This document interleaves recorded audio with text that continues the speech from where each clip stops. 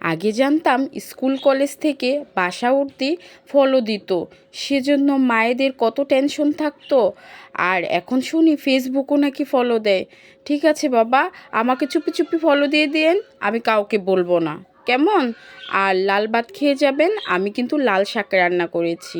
লাল শাক দিয়ে ভাত খেলে লাল ভাত হয়ে যায় কিন্তু সাদা ভাত, জাদু আছে এই লাল শাকে।